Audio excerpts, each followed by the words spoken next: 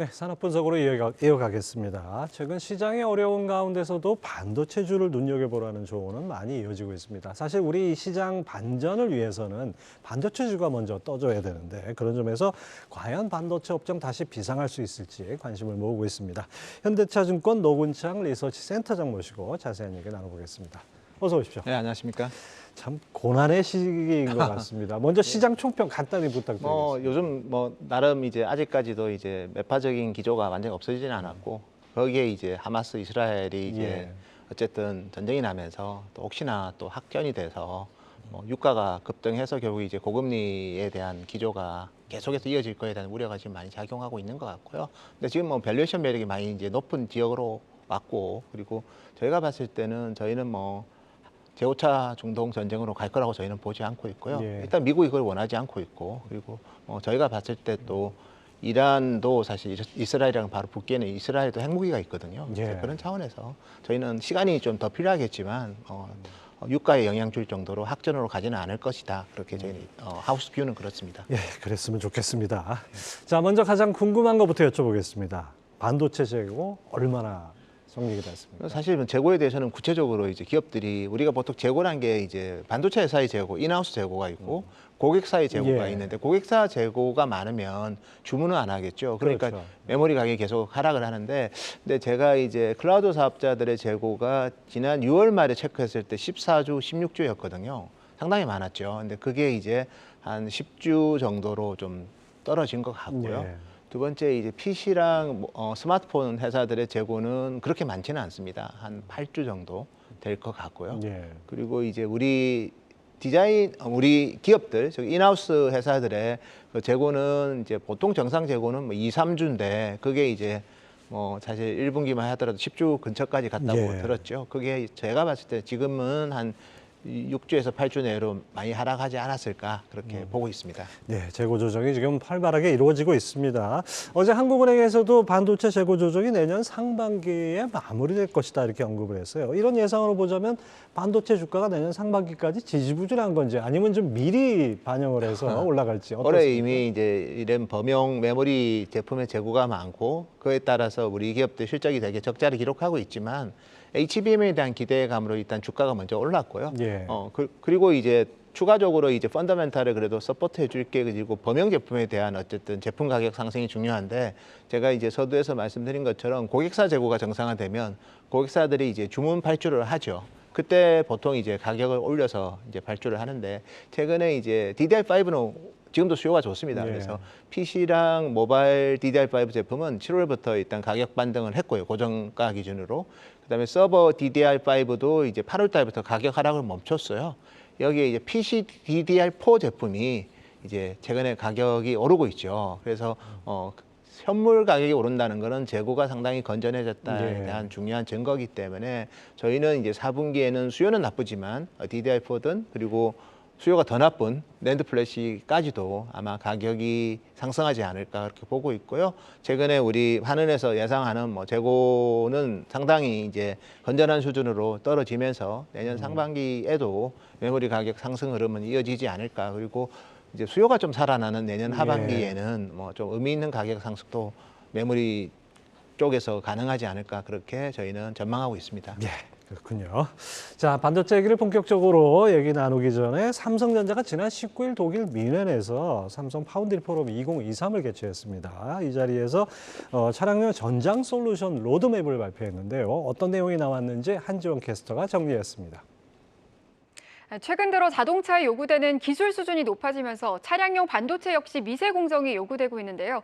이번 삼성이 발표한 로드맵을 통해서 전장 파운드리 시장의 선점은 어떤 기업이 하게 될지 이 파운드리 시장의 대표적인 두 경쟁자 TSMC와 삼성전자 내용 짚어보도록 하겠습니다. 먼저 대만의 TSMC의 2나노미터 양산 계획이 당초 전망보다 늦춰지고 있는 것으로 알려졌습니다. TSMC는 올 초만 해도 내년 초로 예상됐던 2나노미터 시제품 생산을 연내로 앞당길 것이란 전망이 나왔을 만큼 차세대 공정 개발을 서둘러 왔는데요. 일각에서는 이렇게 2025년 상반기에 양산이 가능하다는 예측도 나왔습니다. 하지만 신공장 준공을 미루면서 좀 늦어지고 있는 건데요. 그렇게 된다면 삼성전자가 3나노미터에 이어서 이렇게 또다시 최초 양산이라는 타이틀을 가져갈 가능성이 커진 겁니다. 이렇게 차세대 2나노미터 시장을 누가 선점하느냐에 따라 파운드리 점유율은 크게 요동칠 것으로 전망이 되고 있는데요. 이런 가운데 삼성전자가 지난 19일 독일 뮌헨에서 삼성 파운드리 포럼 2023을 개최했죠. 회사는 이번 포럼에서 2026년까지 2나노미터 전장 솔루션을 양산을 준비 완료하겠다라고 밝혔고요.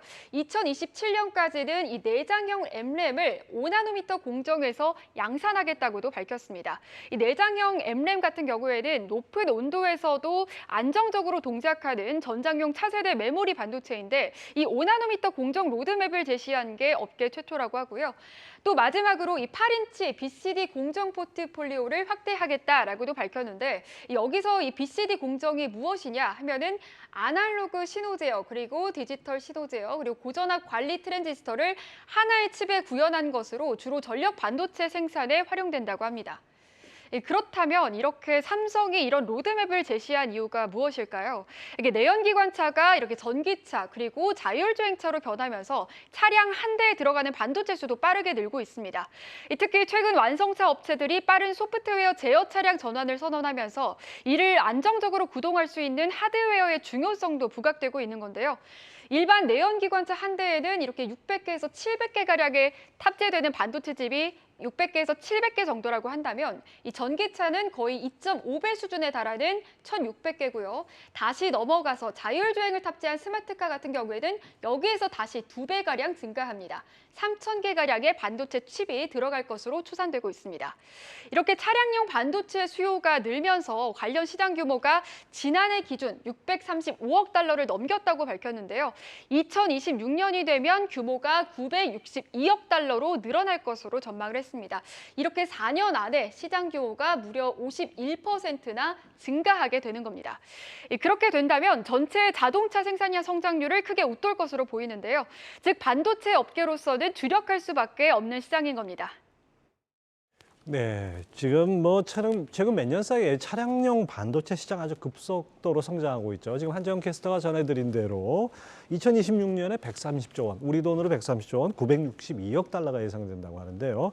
삼성의 5나노 M램, 어떤 시장 영향력이 있을까요? 네, 좀 어려운 사실 용어긴 합니다. 네. M램이 이제 이 Embedded Magnetic Random Access Memory고 보통 이제 이 플래시 그다음에 이 프롬이라는 그 제품들은 이제 메모리 회사들보다는 파운드리 회사들이 많이 만들고 있고 대표적으로 중국의 후아온 같은 경우에는 이런 이 플래시 쪽을 파운드리를 많이 하는데요. 네. 이 제품은 일반적으로 로직 반도체에 인베디드 됩니다. 그래서 실제로 SRAM이랑 그다음에 이프롬 같은 제품들이 MPU 같은 데 탑재가 돼 있거나 SRAM 같은 경우에는 또 보면 로직 GPU랑 CPU에도 들어가거든요. 그래서 기본적으로 이제 인베디드 이제 메모리라는 거는 일반적으로 이제 로직 반도체가 이제 어느 정도 이제 잘 구동되기 위해서 그런 중요한 정보들을 저장을 하는 제품들이고요. 예. 그래서 이 시장은 저희도 포텐셜이 좀 상당히 클 것 같고요. 그리고 일반적으로 이제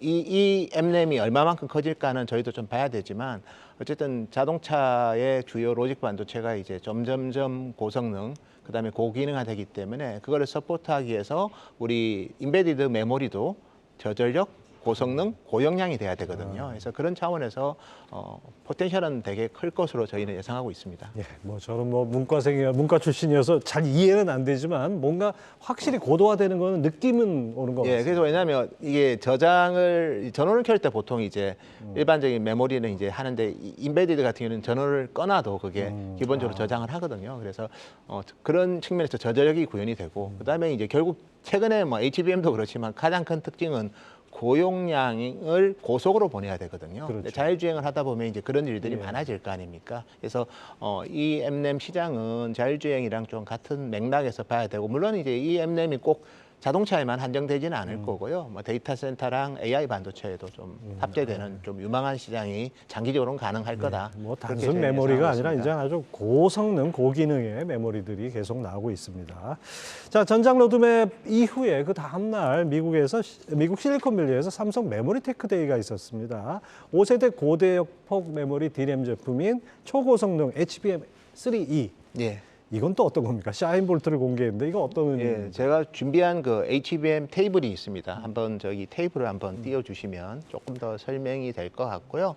결국은 이제 HBM이라는 게 저렇게 나오네요. 이제 HBM2E까지 이제 삼성이 양산을 했고요.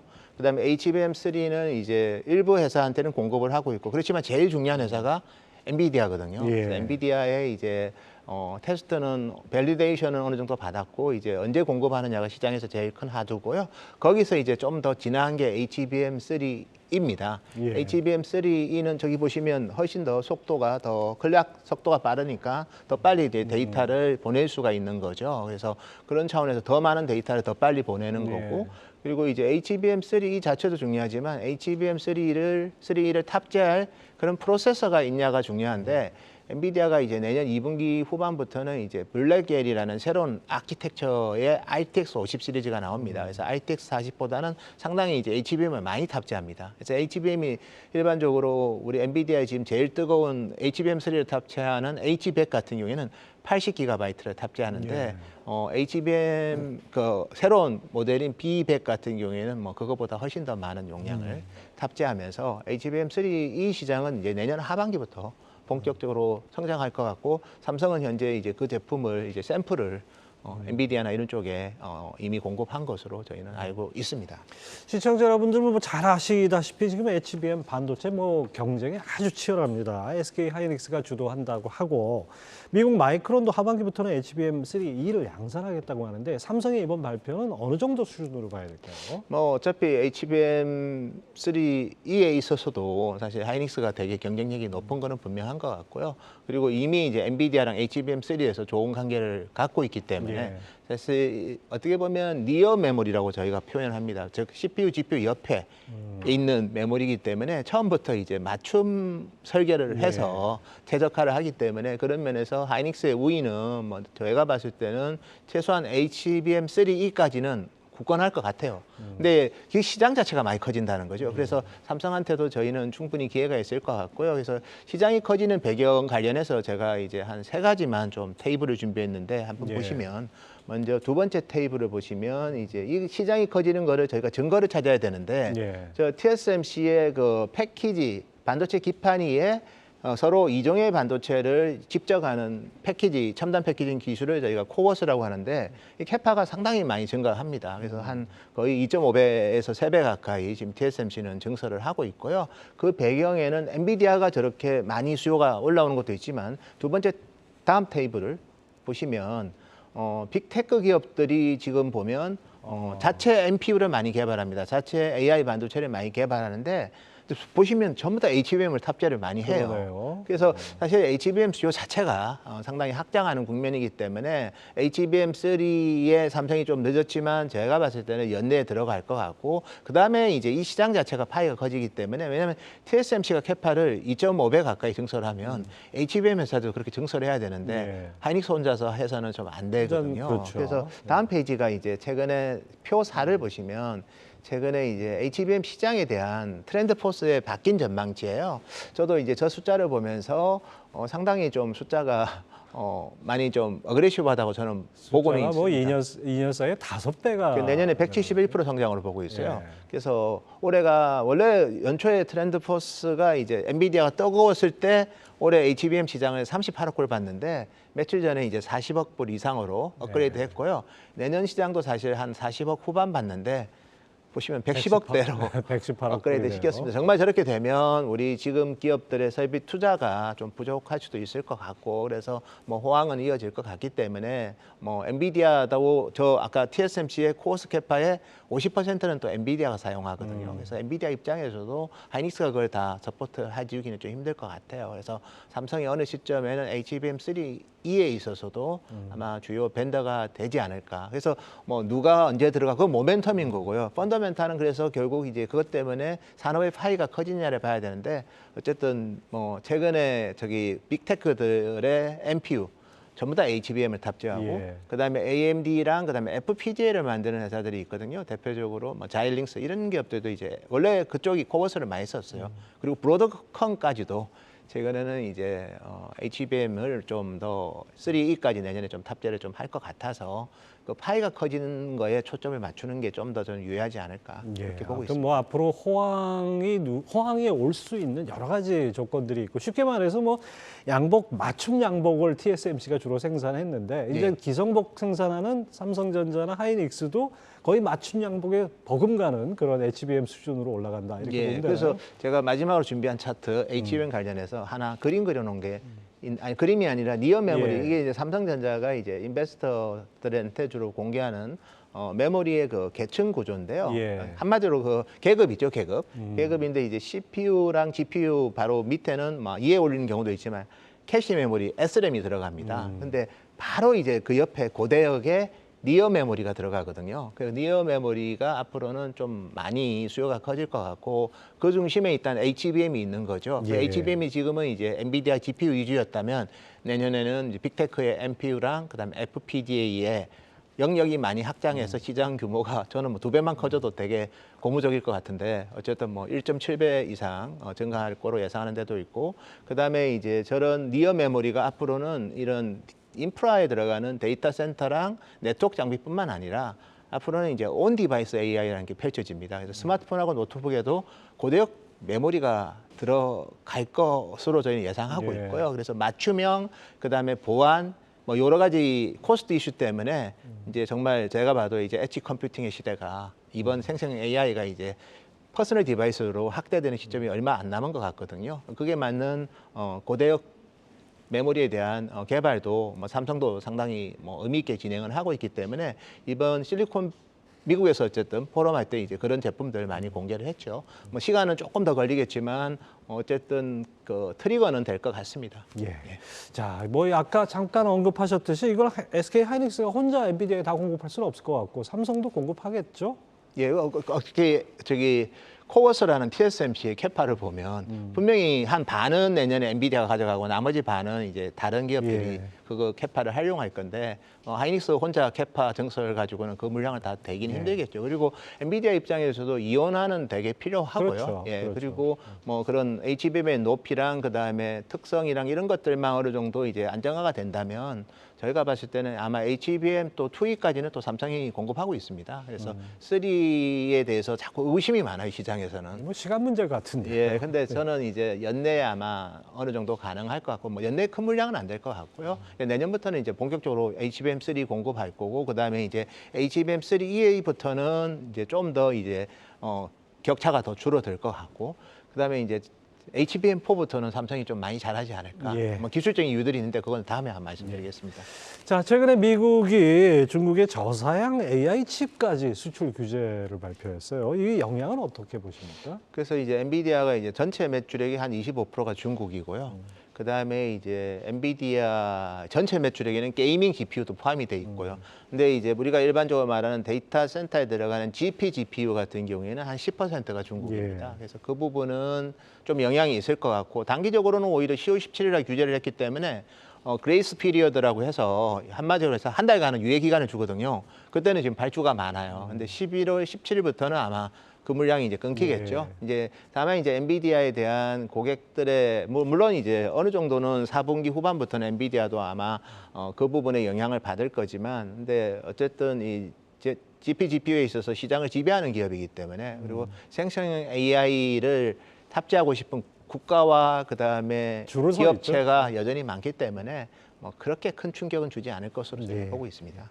최근에 화웨이 7나노 반도체 공개, 이건 뭐 한 일각에서는 깜짝 놀랐다 그러고 일각에서는 뭐 이게 별거 아니다 그러는데 어떻게 봐야 됩니까? 뭐 사실 7나노는 이제 가능한 EUV로 만드는 게 편합니다. 뭐 공정 시간도 그렇고 불량률 관리에도 EUV로, 그러니까 제가 자주 방송에서 얘기하는 얘기지만 아주 무거운 짐은 50층까지 나를 때는 엘리베이터 타야지 지게로 옮길 수는 없거든요. 그래서 뭐 지게로 옮기면 너무 힘들잖아요. 근데 힘들지만 해냈어요. 그거에 대해서는 저희가 그 노고에 대해서는 인정을 해야 되지만, 그게 이제 선단 공정 시장에서의 그 어떻게 보면 중국이 이제 오히려 대체한다 그건 아니고 여전히 DUB를 어렵게 만든 거기 때문에 너무 큰 의미를 부여할 필요는 없을 것 같습니다. 예. 그리고 또 이제 미국이 중국의 반도체 규제를 계속해서 강화하고 있는데 남은 규제가 어떤 게 있을까요? 글쎄요, 제가 봤을 때는 이제 블랙리스트 규제라고 해서 특정 기업을 이제 딱 이제 핀셋 규제하는 방법이 있고, 그다음에 반도체 공정 규제가 있습니다. 대표적으로 파운드리 14나노 이하 장비, 랜드는 128단 이상 장비, 디램은 18나노 이하 장비, 이제 그런 규제를 했는데 그거를 조금씩 올릴 수도 있겠죠. 그래서 랜드 같은 경우는 근데 128단 이하로 내려올 것 같지는 않고요. 파운드리 같은 경우에는 16단 그다음에 그러니까 16나노 이상까지 또 할 수도 있는데 그렇게 많이 남아 있지는 않은 것 같고, 그래서 요즘은 규제가 많지는 않습니다. 그리고 엔비디아 같은 경우에는 이제 어쨌든 그 A100 H100을 다운그레이드한 좀 성능을 30% 죽인, 클락 수를 좀 줄인 그 제품까지도 이번에 규제에 포함시켰기 때문에 추가 규제를 하더라도 이제는 그 확대되기보다는 혹시나 숨어 있는 얘를 피할 수 있는 그런 방법을 찾아서 규제하는 형태가 되지 않을까. 할 만큼 한 것 같아요. 할 만큼 했죠. 자, 이렇게 반도체 기업들 기술 발전, 그다음에 증설 여러 가지 이런 이슈들이 있는데 관련해서 소부장 기업들도 실제 낙수 효과가 좀 있지 않을까 싶어요. 그 사례들이 있습니까?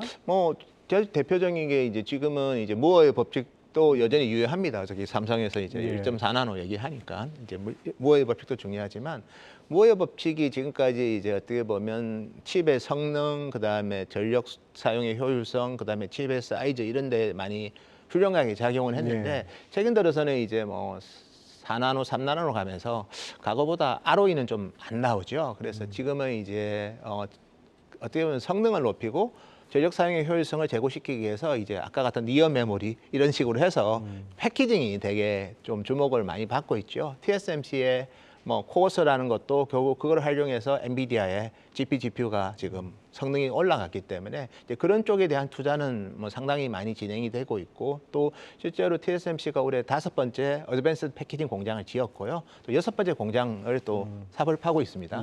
그리고 인텔 같은 경우에도 올해 전체 캐펙스의 30%가 이제 어드밴스드 패키징 투자를 합니다. 근데 인텔은 무어가 직접 일했던 곳이었죠. 그렇죠. 거기서도 이제 패키징을 하는 거고, 삼성도 온양하고 천안 쪽에 최근에 또 신규 장비 투자를 많이 하고 있기 때문에 그 관련된 이제 우리 후공정 장비 회사들은 실제 올해 실적도 좋고 주가도 멀리 안 따지고 한미 반도체에도 많이 올랐지 않습니까? 그래서 결론적으로는 이제 전공정 장비도 어느 정도 향후에도 무어의 법칙에 또 수요가 늘 때는 계속해서 탄력적으로 설비가 늘겠지만, 지금은 이제 많은 3대 반도체 회사들이 이제 후공정에 통해서 ROE를 높이려고 하고 있기 때문에, 또 그게 니어 메모리라는 기술 트렌드랑도 맞기 때문에 결과적으로 이제 후공정 쪽은 저희가 봤을 때는 이제 과거에 경험했던 것보다는 훨씬 높은 성장성을 보이지 않을까 그렇게 예상하고 있고, 그게 결국 낙수 효과가 되겠죠. 자, 끝으로 이 실적 시즌 본격적으로 맞았는데 이 반도체 대형주하고 소부장주 옥석 가리기가 좀 필요할 것 같아요. 호실적이 예상되는 반도체 부문, 주목할 실적 종목이 있다면 어떤 게 있을까요? 저도 특정 종목을 언급하긴 그렇고, 하이닉스가 이제 3분기 디램이 흑자 전환됐냐가 저는 되게 중요할 것 같아요.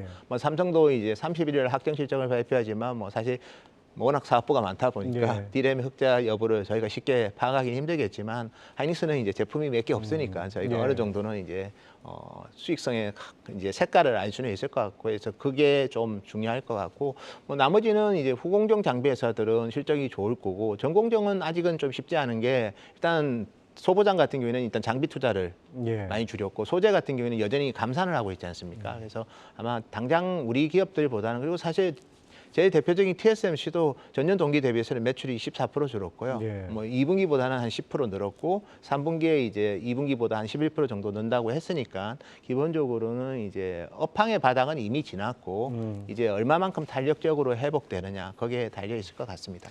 자, 바닥은 지난 것 같은데 주가는 확실하게 좀 이렇게 지난 모습은 아직 안 보이는 것 같아가지고 조금 아쉽긴 합니다. 좀 기다려봐야 될 것 같습니다. 현대차증권 노군창 리서치센터장 얘기 함께했습니다. 감사합니다. 감사합니다.